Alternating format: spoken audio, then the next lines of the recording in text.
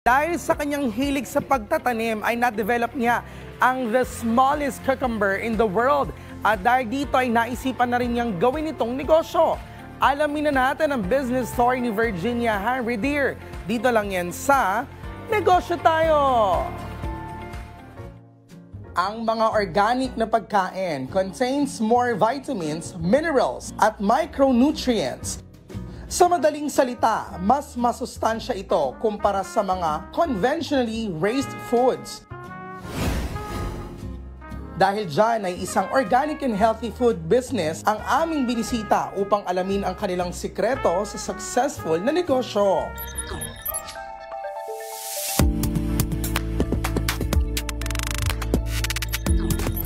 Kasi in agriculture po, hindi instant yan eh. You have to wait until magbunga yung itinanim mo. At pag nagbunga na, hindi lang basta sa pera, nasa devotion mo. Kaya hindi po ako nag-give up. Kung ang aking itinanim ay binagyo, nagtatanim uli ako. Siya si Virginia Dewi Hanrider, isang biologist, agriculturist, jewelry designer, a farmer, a scientist, researcher at isang hobby pilot. Halos naikot na niya ang buong mundo ng ilang beses dahil na rin sa kanyang asawa na isang German diplomat. Pero sa kabila nito ay napagdesisyonan pa rin niyang bumalik sa Pilipinas at dito simulan ang kanyang organic farming business. I found out that organic protocols, we are too late. So I introduced my small hybrid cucumber, which I worked for 17 years. Kilala ang negosyo ni Virginia sa pag-develop ng pinakamaliit na pipino sa buong mundo kung saan nakabuo siya ng mahigit 20 recipe mula dito. Meron silang pickles, salsa, prunes, juice, may vegetable noodles at marami pang ibang masusustansyang produkto. Pero kahit gaano pa man kagandang pakinggan ang uri ng kanyang negosyo ay di pa rin maiiwasan ang mga problema at pagsubok na kinakaharap nito. Weather, bagyo ng bagyo, ulan ng ulan. Kuminsan itong cucumber, nalalaglag ang mga flowers pag grabe ang ulan. Mostly the workers, even the farmers, they like to go abroad. They don't like anymore to do agriculture. Marketing is one of the problems.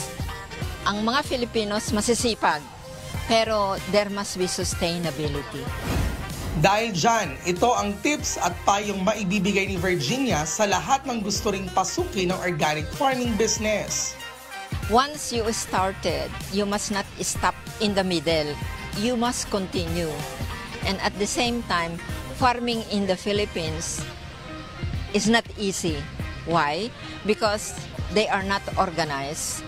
Second, ang weather condition nga, kaya dapat tayo magnegosyo.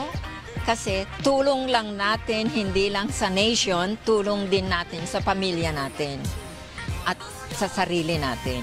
I encourage my co-farmers and my other SMEs, no matter how small your business is, at least you make it stable and huwag kayong magsawa kaagad. Ang pagsasaka o farming ay hindi madali. Kailangan ito ng di matatawarang dedikasyon at walang humpay na pagtatrabaho, umaraw man o umulan. Ito ang dahilan kaya ang pagsasaka ay kinokonsiderang backbone of every country. Mga kanegosyo, another business story at business tips naman ang itatampok namin sa susunod nating pagkikita. Kaya naman, tara, negosyo tayo!